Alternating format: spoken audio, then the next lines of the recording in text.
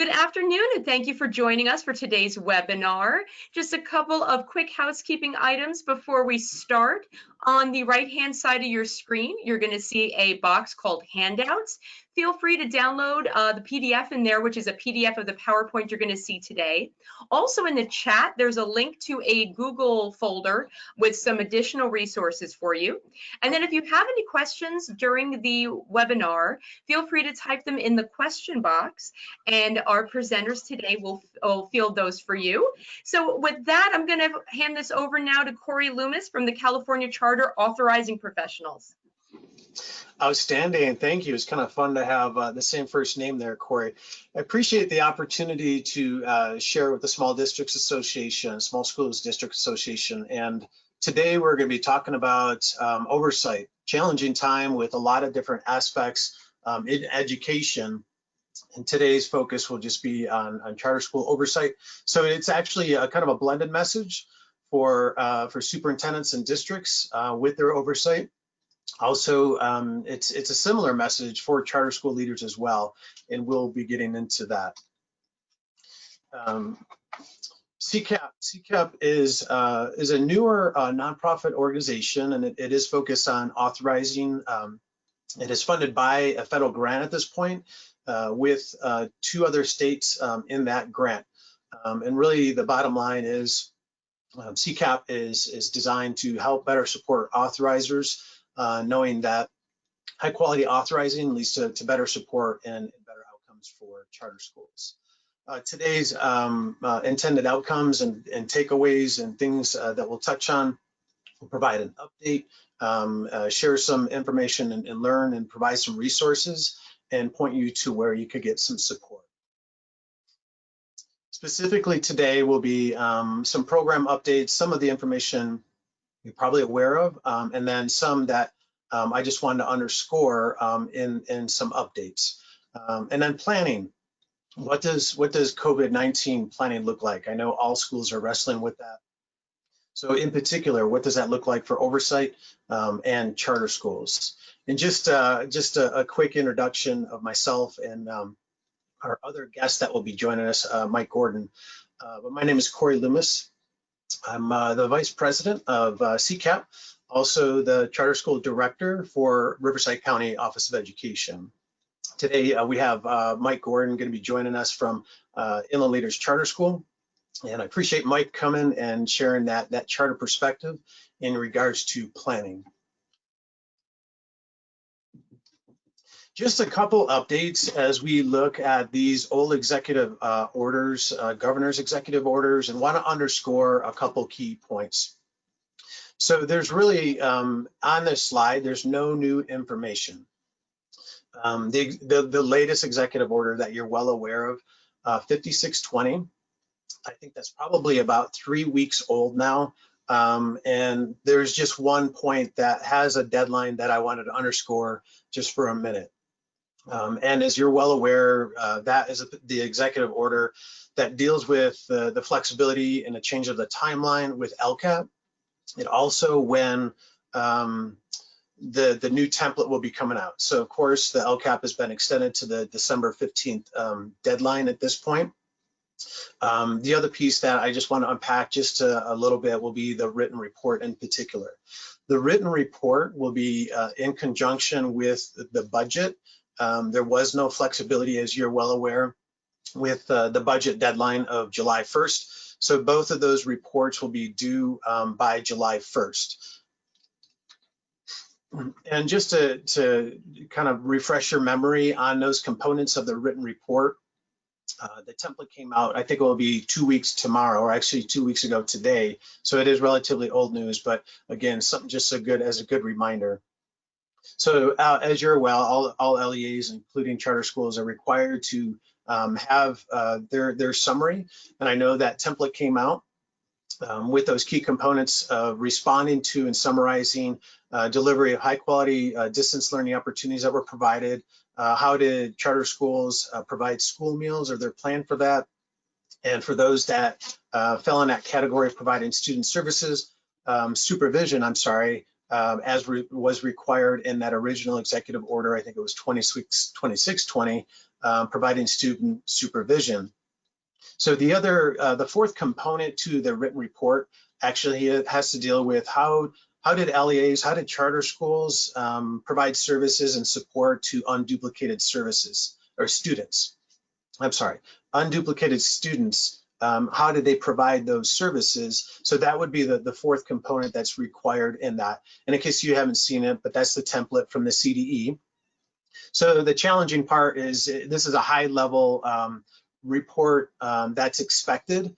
No more than 300 words. How I'm interpreting the 300 words is actually per section, because if you actually do 300 words for the whole plan, it really wouldn't be much of a plan at all. So anyway, not required to use the CDE template, but obviously those components are required in the template for the written report. And that written report needs to also be posted on the school's homepage. So provided to the authorizers, submitted to the county superintendent as an LCAP typically would, July 1, be submitted to the county and then posted on the webpage. Those are the key requirements for that written report. Fiscal reminders, right? We had the school services webinar today. The May revise came out Thursday, so I know we're all kind of digesting and processing the fiscal implications and the challenges that lie ahead.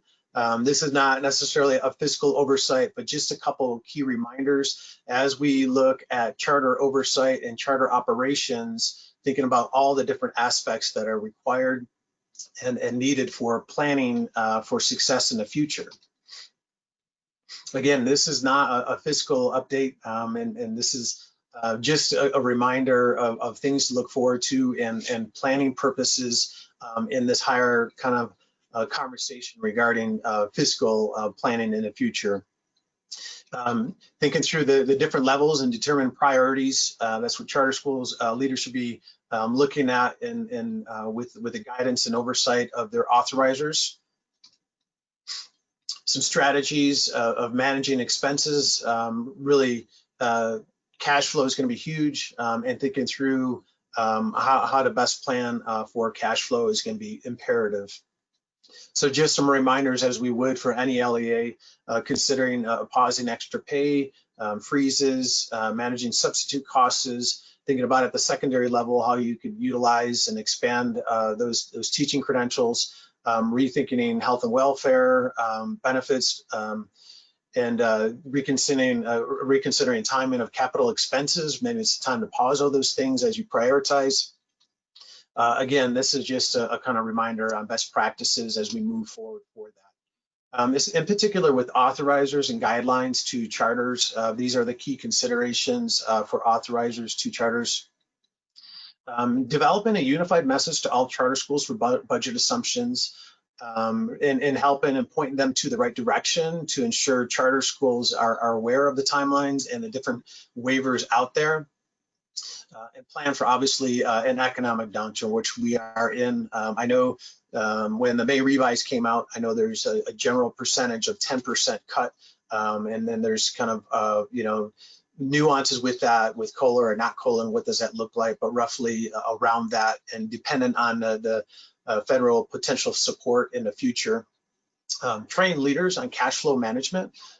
So there is a cash flow tool that's on the CCAP webpage, and I'll point you to that webpage at the end of our presentation, and to monitor closely.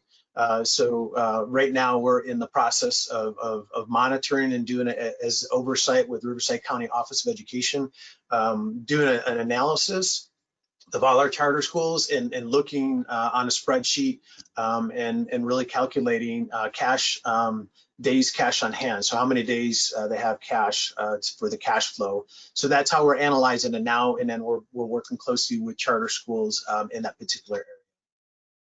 So with these challenges, what's the new target? What do we have to reprioritize and set kind of a new focus, still keeping on our eyes on the prize, which is our students. And flipping to the program element, understanding that fiscally everything really touches all the work that is done within schools. I'm not sure if you had a chance to see this. This was about 2 weeks ago. NWA released their April briefing, and within that they had a couple charts that they shared. NWA has over 500 million assessments that are in their system, so a large depth and breadth of data over many years. So as we know, there's always that summer slide. So the charts that you see in front of you are actually the days that are built in for COVID-19 stay-at-home days, with the summer slide that typically happens. So that's the graph you're looking at. And the big takeaways from these graphs, which are no surprise, which we all understand, that there's going to be an extension of information that teachers didn't have a chance to teach, standards that were not hit or mastered. Then also the loss of learning that typically happens is now extended into a larger window. So NWA is predicting with that additional summer slide COVID-19 that there's a potential loss of depends how you look at it, 50% retention of mathematics. And then for reading is 70%. So obviously the loss would be potentially a 50% loss and 30% loss. So we know obviously there's going to be a gap. So that leads us to what's the authorizer's role.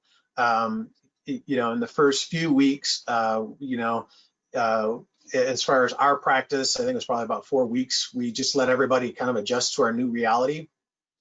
But at some point though, authorizers have to lean back into that work. And so what does that look like when we lean back into that work of oversight?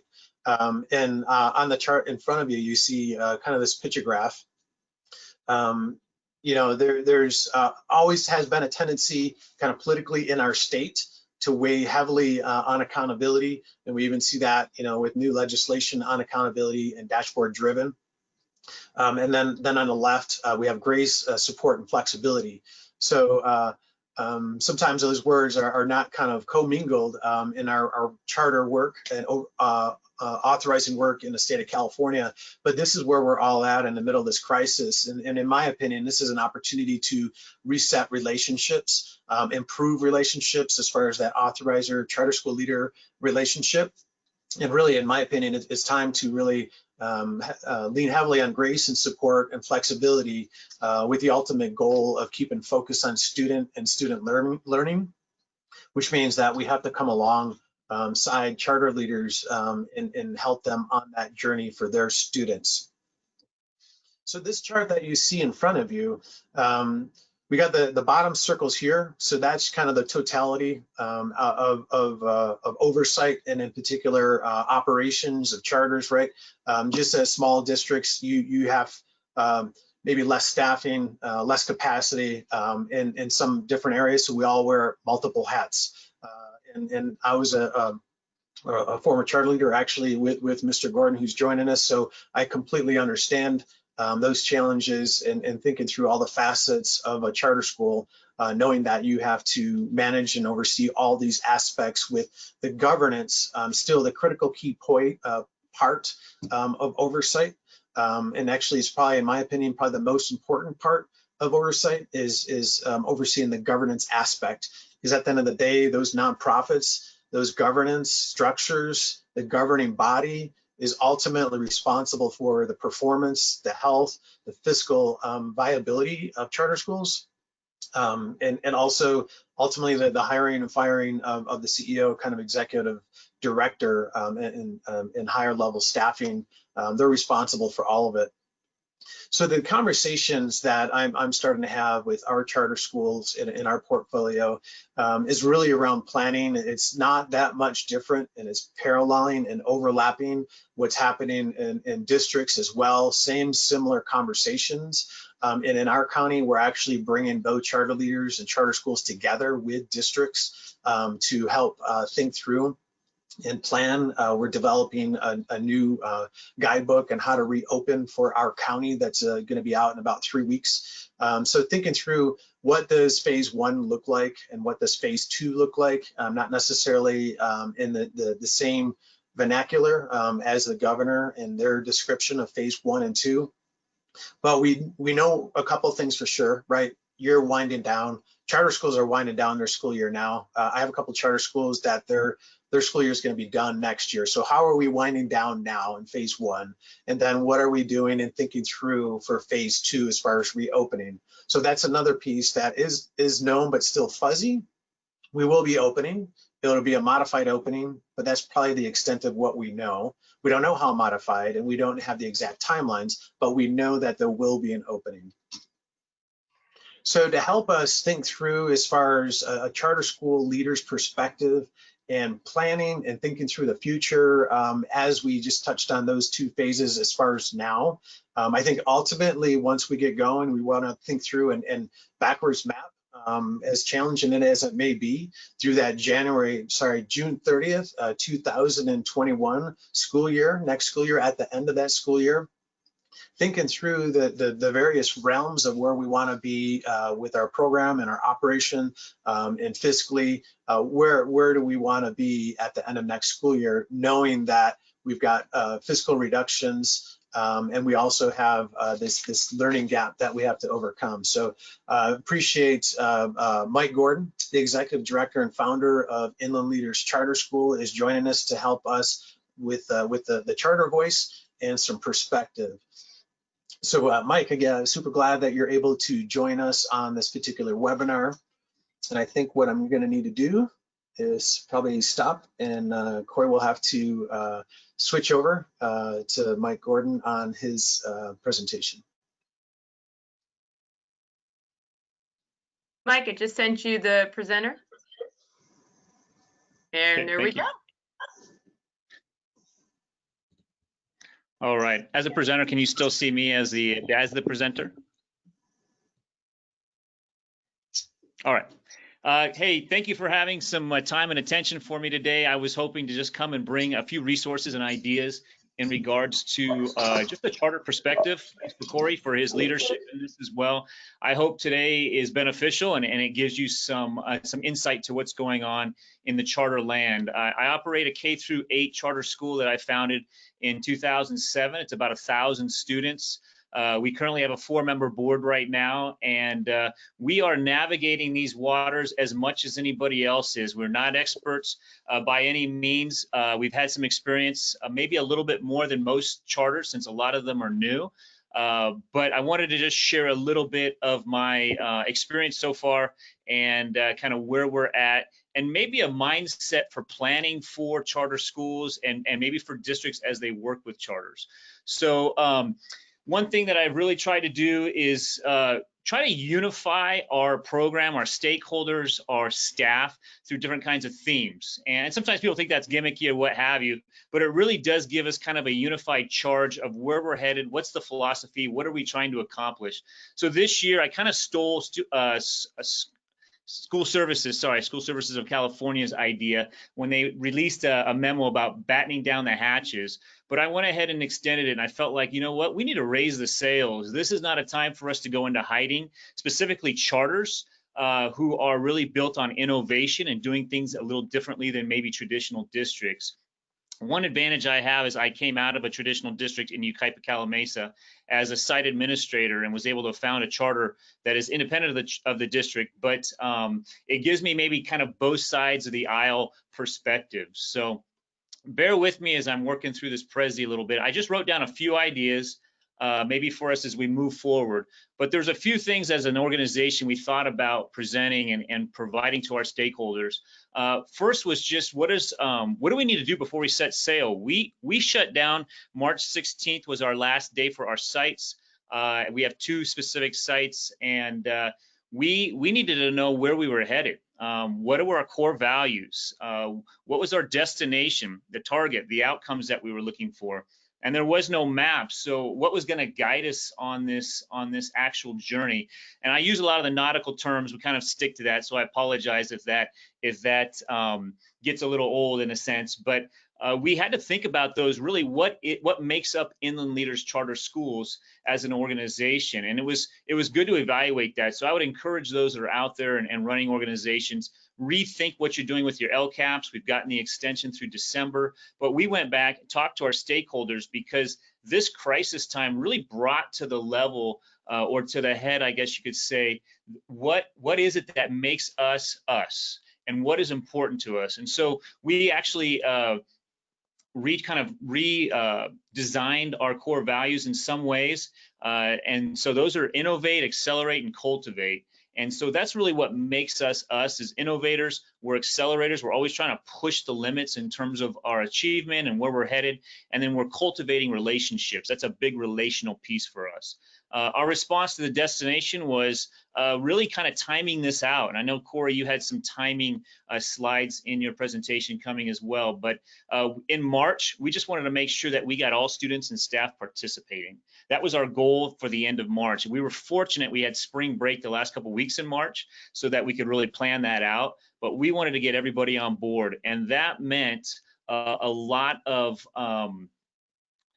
connections with our community and our staff through, like we have today, with webinars, with podcasts that I was doing and sending out, lots of messages through text and in our parent communication systems, and making sure that everybody kind of knew our expectation and where we were headed. There were a few districts that released news releases that said, hey, really, we're going to be offering mostly enrichment for the next few weeks. And so we actually hit the ground running and said we didn't want any loss of learning to occur for any student. And one of the advantages for us as small schools, of course, is we tend to have a pretty close connection with our families and those that we're trying to serve. So we got the message out that we were full steam ahead. We were going to hit the acceleration pedal, and that was for March. In April, the goal for us was to make sure that all of our students were engaged. It's one thing to participate. It's a whole nother level if you ask teachers, what does engagement mean in school online? And that also was being extended to parents as well. How do we get them engaged? Because a lot of times half the battle was helping them navigate the whole new process with distance learning and getting their kids online, of course, and what have you. So April was our goal, was all students engaged. And then May, right now, it's all students progressing. We want to make sure our students are still progressing towards their college and career goals, that our kids are making that progress on our assessments. We're actually providing IABs, or those interim assessments, online, as well as some local assessments that we're doing. We have proctor rooms where kids will jump into rooms and actually take their accelerated reader quizzes for their reading for the week or the month or whatever book they might be in. And so we have a variety of kinds of assessments that are helping us understand, are the students progressing? And of course, survey work and different information that we're gathering from our stakeholders. The map for us we used is maybe helpful. It's something I developed through some research of Doug Fisher's work in San Diego. It's the what, why, how idea, and I added something called who. And the idea is this is our map. In other words, it's going to help guide us through just about all of our questions and our different kinds of operations. What are we trying to accomplish? Why are we doing this? So the what is the outcomes. The why is really the relevance. It's helping our stakeholders understand why we're doing the what. Why is it important? The how is how we're going to know that we've accomplished it. How do we know we've got to our destination and assess it? And then the who, for me, that I added is a couple of questions. Who are we actually leaving out, and who is being left behind through our decision making, and who is it that's going to solve that problem? In other words, what staff member is going to be assigned to helping solve who's being left out problems? So that was a framework that I developed towards the beginning to guide our administration and our staff through these kinds of questions. I threw some reminders on there that I keep reminding our staff of as well, specifically my leadership team. Is everyone on board? Do we have all of our stakeholders with us? Are we leaving anybody behind? Has everybody been told where we're headed? I think that was part of the issue right now, is where are we headed for reopening? And there's a lot of question marks to that. And how will we know if we're off course? Do we have plans in place and ideas so that we know we're staying the course? What will happen if the captain goes down? If our board disintegrates, if we have an executive director like myself that gets sick, that ends up with COVID, who's going to take the helm? And is the crew strong and healthy? This is really a morale question. This is really an HR question and a business question. Are they being fed? Like literally, is there food on the table? And are they energized and ready to go? So those were some of our basic ideas. I know our time is short today, so I'm just going to give you one example of what that impacts. And let me just go to something like fiscal. And so how does that framework impact our planning? When you get to the fiscal ideas or the budgets and business, and that's something that I'm in charge of as well, the what, why, how, who's are right embedded in there, as well as our core value. We decided as a back office and as an admin team that we wanted to make sure that we really emphasize our cultivate core value. And so we attached it to that. And so that core value is driving this fiscal slide, saving jobs. Mike, real quick, Yeah. we're seeing your desktop, so I'm not sure if your file opened up for us. Oh, I'm sorry. I'll just talk you through it then. Gotcha. Learning new things, right? Can you teach an old dog new tricks? There Can we you go. see something there? There it is. Yep. All right. I've got two screens, so I apologize. So basically, the fiscal area, we concentrated on the cultivating core value. We assigned that core value to that area, and we basically went through our what, why, how, and who questions. And so the what was to save jobs and help people keep food on their table. That was a priority we decided as an organization that was most important to us fiscally. The why was basically without those strong, healthy people, we wouldn't have folks to help row the boat and that are in the trenches to make sure that we're going in the right direction. The how was just looking at our HR reports, our leave notices, our absences, looking at our stakeholder surveys, a variety of kinds of assessment tools to make sure that we knew we were on track. The who, we found out there's people that or employees that had less than 10 hours of work that were employed with us, and those folks were kind of disenfranchised. They were fractured off from the organization a little bit. They weren't being contacted personally like we wanted. Excuse me. And so the next two is who's going to solve that problem. We assign staff to personally contact them and re-engage those employees in our process and in meaningful tasks. So that's just a quick example of really the framework that we used as we work through that process. And I'll bring up this slide so you can see it. Sorry, I'm looking over the two screens so you can see what I was looking at before. Corey, I know you had asked me some questions, or you had some questions in terms of the planning that we've done so far for this year, and I think it's going to align mostly with most of what districts are planning at this point. You know, I walked us through kind of the what, why, how process that we followed. We had to set new targets. We have goals and targets that each of our staff members and our employees set. We asked everybody to reevaluate whether that was still relevant. We asked a hard question: what if this never ends? What would that mean right now for our planning? Because sometimes it's good to think about the fact that what we're doing now matters. And so if we're kind of doing things where we're just kind of cruising and putting things on autopilot, that's probably not maybe the best for kids. So what would be the change in our programs if we felt like this crisis never ended and we were always in this position? We went into it with a mindset of that to make sure that we had the best quality programs we could think of. Other planning, a lot of surveys, a lot of stakeholder work. We're being very surprised by the surveys that are coming back from parents, where many of them are saying, I'm okay with staying home a couple of days with my kids to do online distance learning. I'm looking at transitioning to a full-time independent study program. About 25% of our population, of the 300 surveys that were responded to, which represents about half of our families, basically indicated they were willing to do some sort of hybrid blended learning, distance learning program for the next year, whether COVID was an issue or not. We thought that was really interesting. So that's guiding some of our planning for next year as well. We're in the process, like everyone else, of examining budgets and fiscal issues and making sure that we set priorities with our board and looking at worst case scenarios, but hoping for the best. At the same time, bringing our stakeholders in on our finance committees a lot more often than just once a month, bringing them in more like on a twice a month basis and saying, okay, here's where we're at. Things are changing quickly. We need to talk a lot more. and a lot more often in order to make sure that everybody's on board and we aren't leaving people behind in that part of our planning. We are looking at a blended program for next year, so we pride ourselves as charters, of course, on school choice. And so we're looking at something to expand what we're doing right now called iSchool that we rolled out as part of the closures. And so iSchool will be a possible choice. We're hoping we're able to implement it well, where parents are able to choose whether or not they want to take school from home or from the site-based program, looking at live feeds in the classrooms, using some different kinds of resources like the swivel tool to follow teachers around the classroom and allow them to switch back and forth from tablets to cameras. That's in process right now. We've developed an innovation team, since innovation is one of our core values that involves mostly our staff and a few parents, to talk about what does that look like for the next 5 years.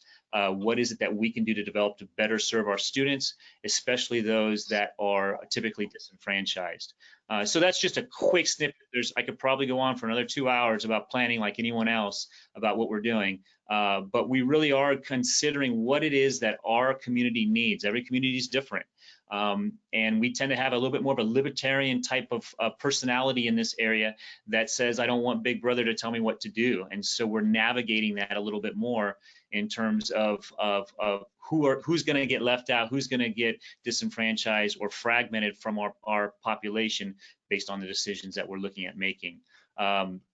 Planning for next year, summer school. We want to do a site-based summer school starting in July. Might be a little adventurous, but we do think we can do that safely with a small population of students with a blended learning environment, as well as an on-site attendance with our students.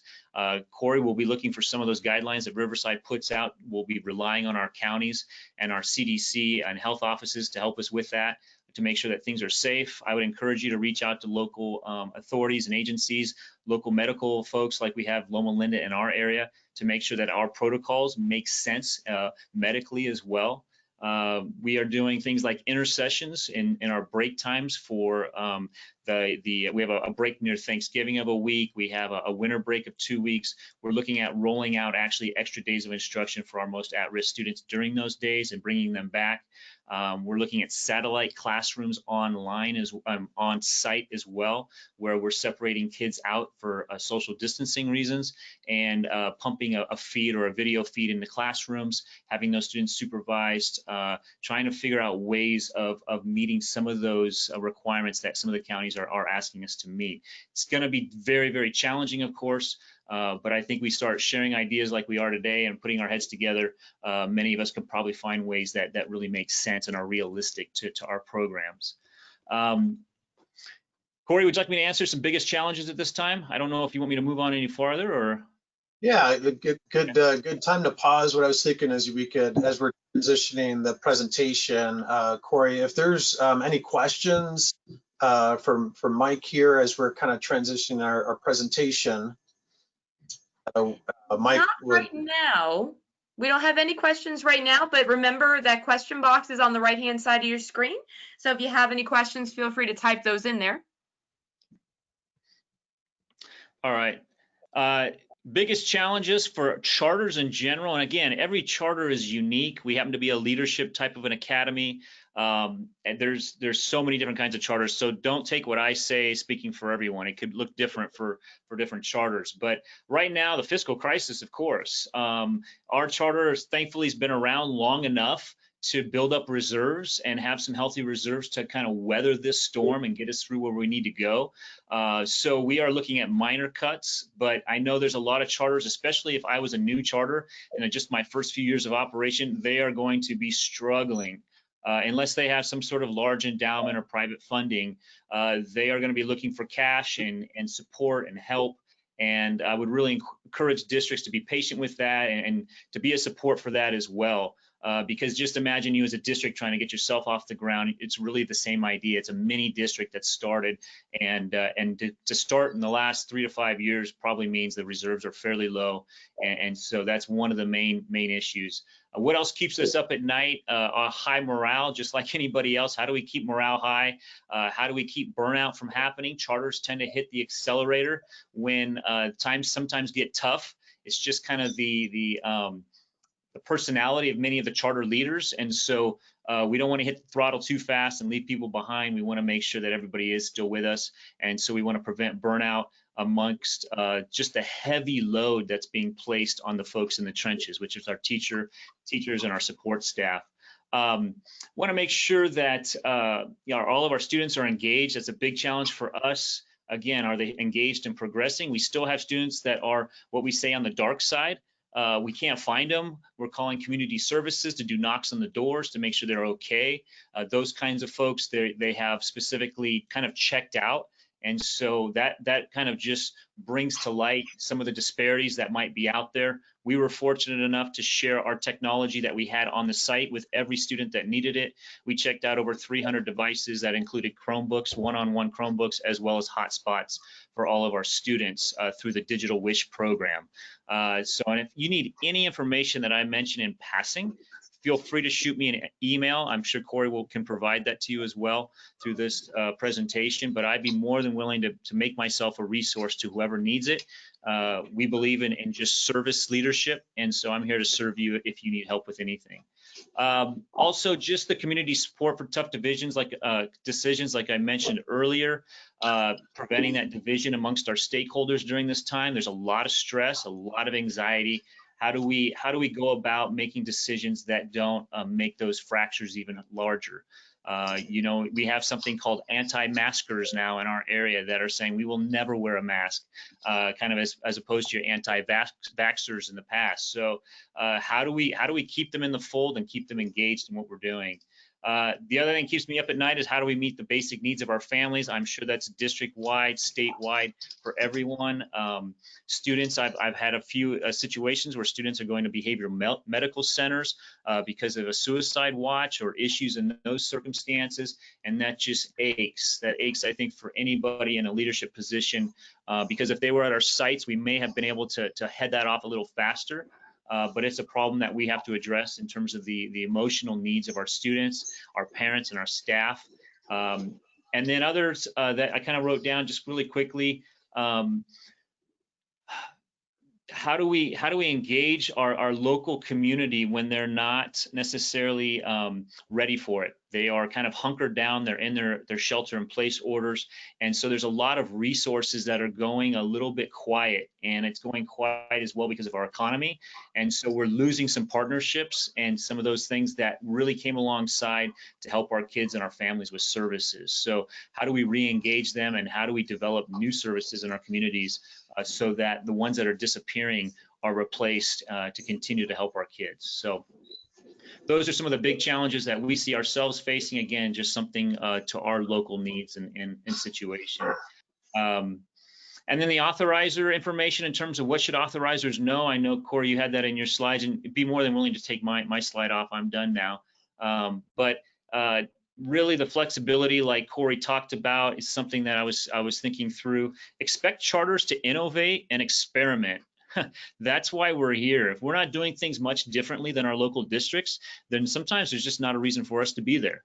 And so expect that. We are experimentation labs. Expect material amendments to come to you even maybe before July, because the laws have changed for July 1. And so we are looking at placing in a material amendment to help us with our blended learning model and to provide the authorizer the information so we can receive a blessing to continue with some of that model. We're going to need some flexibility, of course, from the state in terms of attendance and instructional minutes, but expect that as a district, and just authorizers should be thinking that through, and maybe even reach out to your charters ahead of time and just say, is there a document, is there a material amendment coming our way that we could be expecting? Many times charters are dealing with the most at-risk or challenged populations. So just know when a crisis hits, of course, those are our unduplicated pupils for the most part, our EL students, foster and homeless, they get hit usually the hardest. And so a lot of your charters are dealing with those high needs populations. They're going to get hit hard as well. And so just be mindful of that and sensitive to that as well. Like I said, most charters are young. They don't have big reserves to be able to work with. Districts tend to have larger boats. Now in the small schools district association, they're smaller boats, but they tend to be able to weather those waves a little bit better. Even adversaries, I have found, will reach down and pull somebody who's drowning into their lifeboat. And so I think right now charters are just looking around for expertise, especially folks that don't have back offices and district offices or those kinds of supports. If you have expertise, I would just reach out. I would say, hey, do you need some help with looking at your budgets before the interims come? Do you need some help with programmatic areas that maybe we can lend some expertise to you? Just sharing your actual plans that you're thinking about as a district or as an authorizer, man, that lifts a spirit and that boosts a charter to a point where they feel like they might be able to live another day and come back stronger. So think about that. There might be some charters that are quietly crying for help, and as a district, you could come alongside and really do something that can make an impact for kids and improve those services.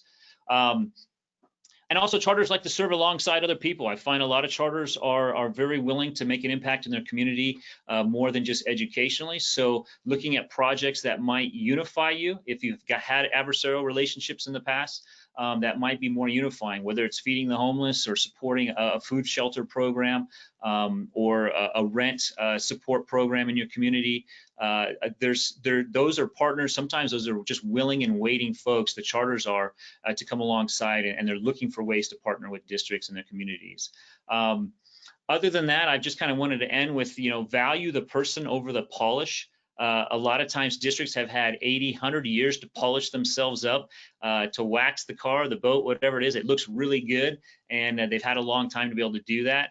And charters, not so much. I've just been emphasizing with my team and my staff that right now our stakeholders, our families, they're looking for the person. They don't need a new logo. They don't need a new website. They need the staff. They need the folks that are in the trenches to reach out to them and say, hey, we care, and we want to make sure your student's well educated, and we're here to serve you. And so I just wanted to end with that. Value the person over the polish. Hopefully you got some maybe some nuggets from that. And I tend to talk fast, so like I said, again, feel free to ask questions if you have any. Great, Mike. I think you might have to stop share and release that piece there. Okay.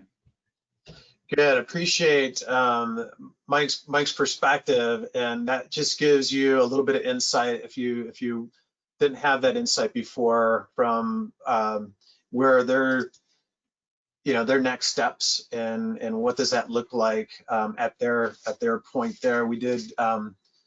Not seeing any questions at this point, but feel free to reach out to Mike. I put his email in that chat box. Corey, I do have 2 questions from people for Mike. You want to take those? Yeah, go ahead. Let's do it. So the first one was, Mike, can you repeat or give us a breakdown on the key findings or results in your survey? Yeah, so depending on what survey you're asking about, we have a return to school survey, I think that most folks are interested in terms of our parents. And so the key results or the key takeaways that we have from that survey specifically is that out of the 300 families, we had about 100 that were interested in a hybrid blended learning program. Of that, a portion of them, about half of them, were still concerned about the COVID-related issues and coming back to school full time. So about half of those families of the I would say 25 to 30% were still concerned that in August 13th being our new start date for our school, that there would still be COVID-19 issues lingering, and they wanted to prevent any kind of spread of or transmission of that virus to their students. The other half of the families were really more interested in the effectiveness that they're seeing in the blended learning program, or the distance learning program, I should say, for their students. So about half are more fear related, I would call, and the other half were more effectiveness related, in the sense that I'm really seeing great progress with my student. I'm not seeing a learning loss, and I'm really enjoying having them home. And so that was really one of the big takeaways for us, is that I was guessing maybe 10% of our population would have an interest in moving forward with more of a hybrid program, which we don't currently offer, at least we didn't before March. And that wasn't the case. There was a lot more folks that were interested. Right. And then the other question was, what was the name of that tool for live streaming in classrooms? Yeah, it's called Swivel. I know, Corey, you're familiar with that as well, SWIVL. And it's basically a tool that a teacher wears around their neck It has a microphone on it, so it solves the audio issues. The microphone's around a necklace, and as the teacher moves, it moves with that teacher, so they can navigate around the classroom, and the person online can follow that as well. They can load those videos. They can be live or recorded into the cloud, and it's really an effective tool for the online distance learning that we find. So we're going to be ordering those for select kinds of specific teachers that have volunteered to help us with that project. Excellent. But thank you so much. Those were the 2 questions we had so far. Awesome. We're going to pivot a little bit and being sensitive to our time, thinking through what's reasonable oversight at this point as we look at phase 1 and phase 2.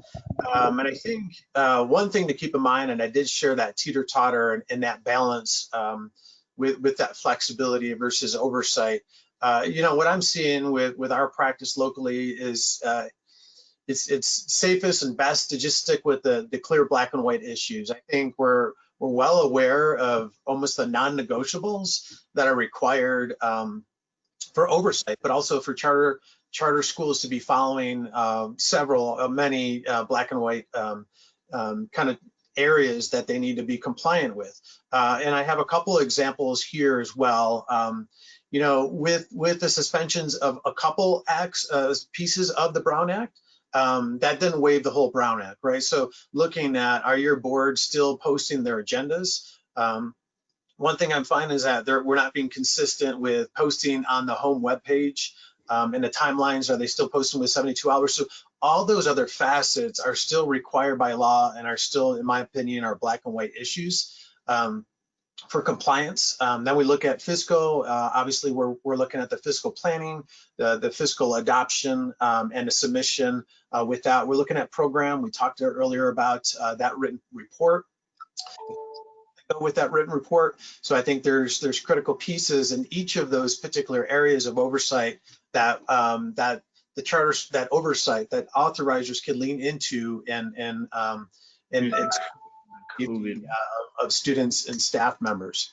So, piece of advice that I would share is to tread lightly on the gray areas and still be consistent with your oversight in the black and white areas.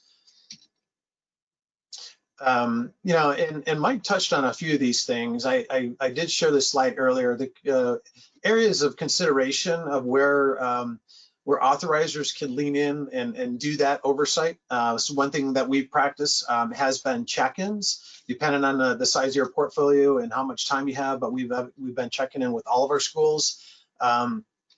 Connecting leaders, charter leaders, to key information and resources. Usually that's oftentimes it's maybe pointing them to you know, the county office head or other pathways to the state, but just helping with that connection to the resources, being thought partners. So with our one-on-one check-ins with all of our schools is thinking through those different aspects of planning and what is that looking like as you're winding down the school year.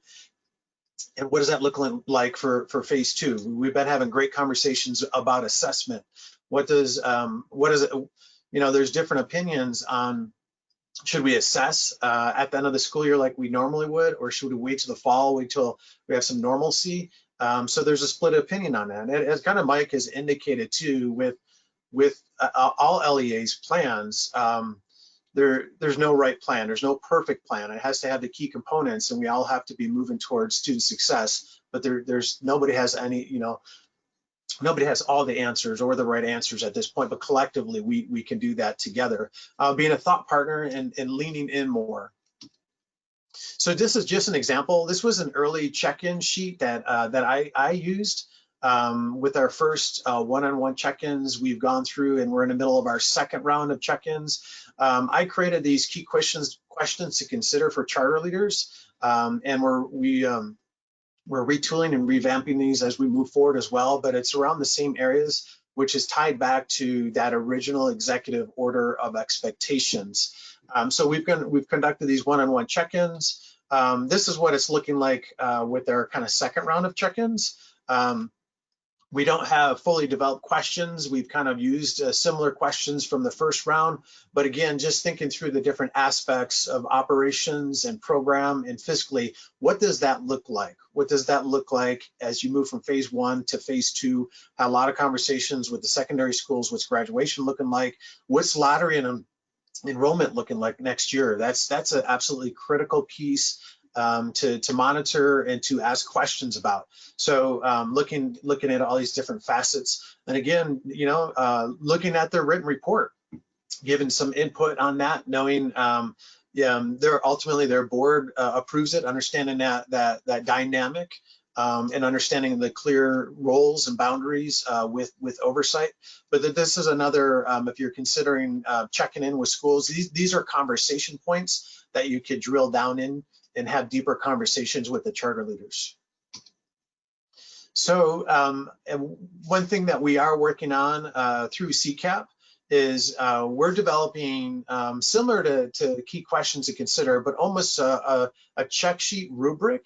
So Debbie Deal, who's also on our board, we've been drafting out the fiscal piece. So we're looking to develop a tool, a comprehensive tool in the next couple weeks to be some guidance as we look at the winding down of the school year and the opening in that phase 2 of the school year. So you could be on the lookout for that.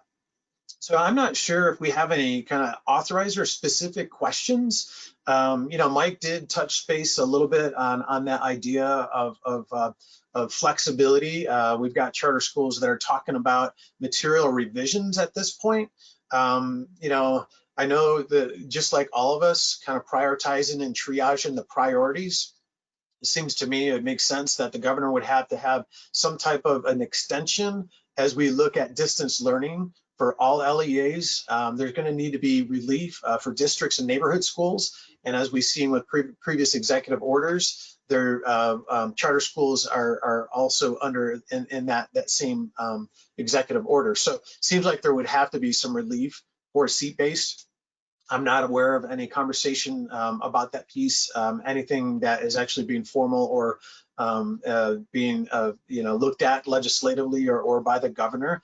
But the charter schools are looking at kind of retooling their petition at this point to make their independent study with the anticipation that some parents are going to lean more in that direction and utilizing that extra 20% in the seat-based. So now they're actually want to develop that independent study piece to their seat-based program more, and are looking at the material revisions of that. So I know there's other conversations with authorizers regarding 1505 with the July 1 deadlines. I'm not hearing any flexibility or any change in that. I know the CDE was looking at, they had a window for communication regarding input and implementation of 1505, because I know there's some incongruencies with timelines with the California regs and the Ed code. California regs still have the old timeline of review of 30 and 60 days. So I know there's some alignment issues when we look at those two pieces in particular as an example. So I know there's going to be some work that will need to be done legislatively to clean some of those facets up. So I'll pause just for a quick second in case there's any of those authorizer questions. Right now, the only question I have is for the checklists that you mentioned. Somebody asked if they were available for download. Yeah. Okay. So what I have to easy grabs to share would be I'm calling it my 1.0 and kind of my 2.0, and these are more not questions but topics that we're still kind of evolving and sharing. But in particular, what I was referencing, then we'll kind of be closing out our time here, is CCAP and this tool. So the checklist is still we're drafting out as we speak. We're hoping to button that up in a week or so. We could share out with Corey and the team to blast out to your members. That checklist that will be more comprehensive as we look at all the facets to consider. So we do have some of those key points to consider and look at fiscally. We're building in the program elements. So we're looking to have that completed, and we're in the middle of drafting that out at this point. Good, and pause one more time as I have a couple just slides of just quick through resources just to point your attention to. And if you didn't have a chance to grab that link earlier in the chat box, you can grab that. That's going to be the Google folder to this presentation, and then a couple of these other resources that I'll be sharing. But just a quick highlight of CCAP. So we will be doing a webinar with CCAP this Thursday. You could go to calauthorizers.org. If you go and open up this presentation, all these links are live, and so you can just go to those links and they'll point you to where you need to go. So this will be a fiscal update based on the May revise. And Brianna Garcia, who's also part of school services, is also on the CCAP board. We'll be presenting with Debbie Deal on Thursday. So you can register for that. All these opportunities are free. And just the common resources that you're probably aware of, CCSA resources, Charter Schools, Charter School Development Center, this will actually be DC. Of course, the CDE, YMC has put out, and Janelle's put out some good presentations in the past. The other authorizing group in the state also has some good resources on CARS.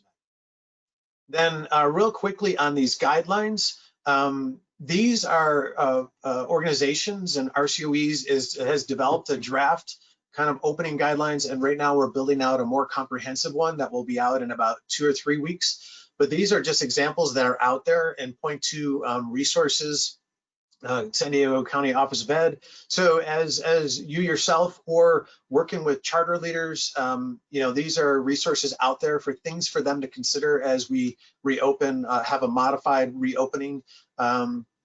Trying to look real quick. The American Enterprise Institute, that's a national reference, a blueprint for back to school. So again, all these are good resources to look at. And then fiscally, these are probably areas and links that you're aware of, but here are some fiscal links for you as well. So I want to thank you and your time for participating in this great conversation. And thank you for all that you do for your families, for your students, and for your schools. I just want to, as Mike kind of pointed out a couple opportunities or previously, that the mindset of every crisis lies great opportunity. In the midst of every crisis lies great opportunity. So I think that's an opportunity for us as LEAs to you know, I know there's a budget crisis, but there's also an opportunity kind of to shift things and make some adjustment and do some realignments. And this is a great opportunity for charter schools to do what they've been kind of called, and part of their DNA is to be innovative and hopefully help all of us collectively move forward. So again, thank you so much for your time. I appreciate it. Hope you guys have a great rest of the week. Feel free to reach out, and if you have any questions around anything that we talked about today. Thank you. Thank you so much, Corey. Thank you so much, Mike, for this great presentation. If you have any trouble getting a hold of Corey and Mike with any questions, you can always email me at corey@ssda.org, and I'll be happy to send that information to them. Also, just so you know, we have recorded this presentation, so I'll be sending out a copy to everybody who's registered. So feel free to share this with your colleagues. Thank you all so much for attending today's webinar, and have a great rest of your week.